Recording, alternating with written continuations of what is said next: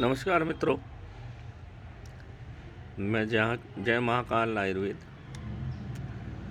आपको ये सामने इसको देख लीजिए ध्यान से। ये दो प्रकार की रुद्रवंती रखी हुई है। ये है सफ़ेद फूल की रुद्रवंती।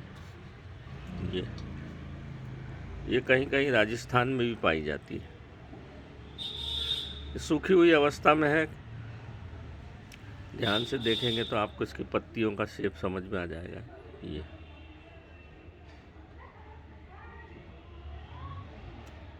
चने के जैसा पेड़ होता है इसका, चर्णपत्रम, चने के जैसा पत्र, और इसकी पत्तियों के ऊपर रुए रहते हैं हल्के हल्के, जैसे चने में रहते हैं। इसमें सफ़ेद फूल आता है और ये पीले फूल की रुद्रवंती है। इसकी पत्तियां झड़ गई हैं थोड़ी, ये देखिए। ये हिमालय पे पाई जाती है। इसका शेप अलग होता है। ये इस तरह से हिमालय में मिलती है। 3 तरह की रुद्रवंती पाई जाती है, एक लाल फूल की, एक पीले फूल की और एक सफ़ेद फूल की। इसमें वर्णभेद बताया है आयुर्वेद में। जो पीले फूल की है वो सबसे ज़्यादा प्रभावी मानी जाती है। इसका पूरा पंचांग का प्रयोग आयुर्वेद में किया जाता है। चूँकि यह हिमालय की है और हिमालय में आप केदारनाथ से ऊपर जाएंगे तब आपको ये मिलेगी। ये बड़े प्रभावी वनौषधि आयुर्वेद में काफ़ी पुरातन काल से मानी जाती रही है। इसमें थोड़ा सा क्षार होता है, मतलब नमक होता है, प्राकृतिक नमक। ये क्या करता है, लंग्स, जो आपके फेफड़ों में कफ जमा होता है, जैसे अभी जो कोरोना काल में फेफड़ों में जो कफ जमा हो जाता है, फिर इन्फेक्शन होता है, तो लंग्स की ये बहुत अच्छी दवाई है। वैसे तो ये ऐसा बोला जाता है कि रुद्रवंती के ये जो हिमालय में पाई जाती है, इसके ऊपर आंसू जैसा पानी बूंद बूंद टपकता है ठंडक के कारण। तो ऐसा बोलते हैं कि रुद्रवंती रुद्र करती, रोती है। रुद्रवंती है रोने वाली, कि मेरे रहते संसार में लोग बीमारियों से परेशान क्यों हैं, ये सोच के ये वनस्पति रोती है, इसलिए इसका नाम है रुद्रवंती। ये वैसे तो शरीर के सभी अवयवों पे काम करती है, चाहे नर्वस सिस्टम हो, चाहे आपका लंग्स हो, लीवर हो, पेट हो, सभी जगह इसका अतुलनीय प्रभाव देखा गया है। शर्करा मतलब मधुमेह रोग पे भी ये बहुत अच्छा काम करती है। जहाँ पर भी शरीर में कुछ भी रोग है उसको ये वहाँ जाकर समूल नष्ट करने में सामर्थ्यवान है रुद्रवंती। इसलिए बहुत पुरातन काल से रुद्रवंती का प्रयोग आयुर्वेद में होता चला आया है। इसका पूरा पंचांग को बारीक पीस लेते हैं। पीसने के बाद इसमें आधा चम्मच सुबेरे और आधा चम्मच शाम को अगर हम शहद में मिला के खाएँ तो आयु को बढ़ाने वाली है। जब निरोगी काया होगी तो आयु को बढ़ेगी। इसको बचपन से देना चाहिए। दिमाग के लिए भी ये बहुत अच्छी औषधि मानी जाती है। इसमें मैंने आपको जैसा बताया था, तो बालछड़ भी मिलाते हैं, रुद्रवंती, शंखपुष्पी, पक्षी सब मिला के चूर्ण जो तैयार होता है, हम जो बनाते हैं, बड़े काम की वन औषधि है ये पीली रुद्रवंती। पीली रुद्रवंती जो है आपका पारद बंधन में भी काम में आती है। चूँकि ये हिमालय की है, भगवान शिव की है। एक भावना अगर रुद्रवंती की पारद को दे दी जाए तो पारे में और अधिक दिव्यता आती है। हम जो 21 वनौषधि पारे की गोली बनाने में देते हैं भावना, उसमें एक रुद्रवंती भी है। तो जैसी काया को ये निरोग करती है, वैसे आपके ग्रह नक्षत्र के क्लेश को भी दूर करती है। फैटी लीवर में भी ये बहुत अच्छा काम करती है, क्योंकि क्षारी है। तो जिनको मधुमेह रोग हो जाता है मित्रों, मधुमेह की हम जो बनाते हैं इसमें दवा, उसमें इसको प्रयोग करते हैं। मधुमेह में जब आप एलोपैथिक दवाई का उपयोग करते हैं तो शर्करा, रक्त शर्करा मतलब खून की शुगर जाती कहाँ है, ये अभी तक कोई डॉक्टर हमें नहीं बता पाया। वो जाके जमा हो जाती है आपके लीवर में।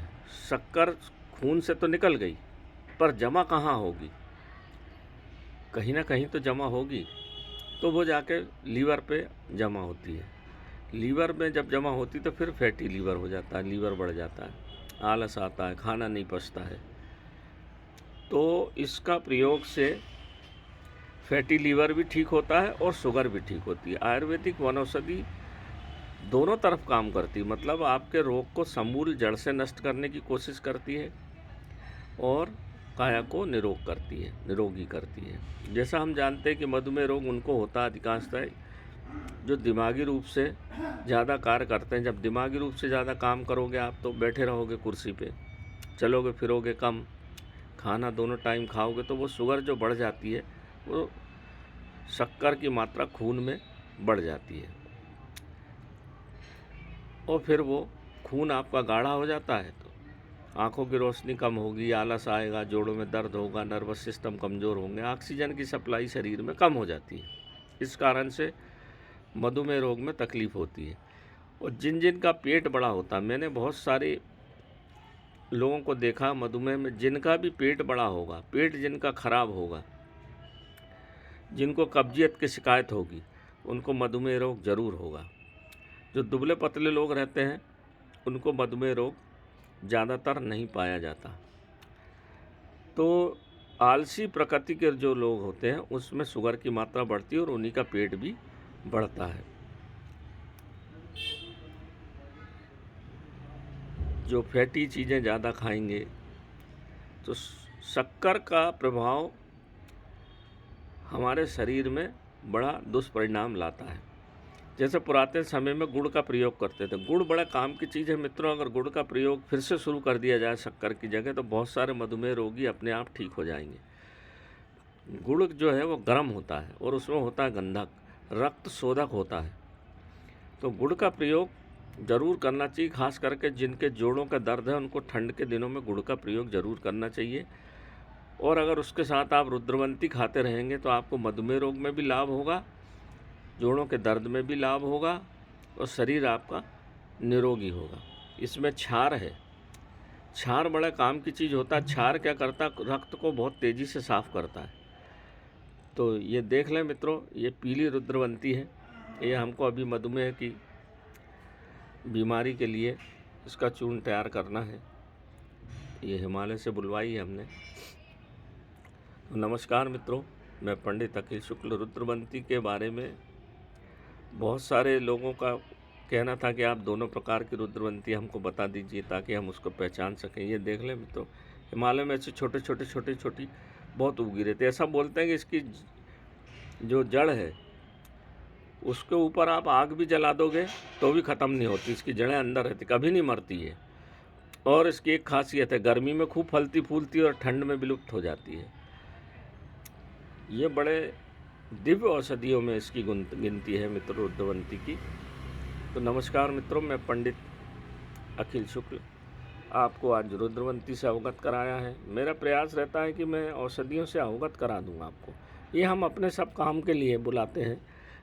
कई लोग इसको बोलते हैं कि हमें रुद्रवंती दे दो। हम नहीं दे पाएंगे क्योंकि हमारी दवाइयाँ बनती हैं। हम सब दवाइयाँ, बहुत सारी दवाइयाँ, जोड़ों का दर्द की, पेट की, मधुमेह की, दिमाग की, सब दवाइयों का निर्माण हमारे यहाँ होता है।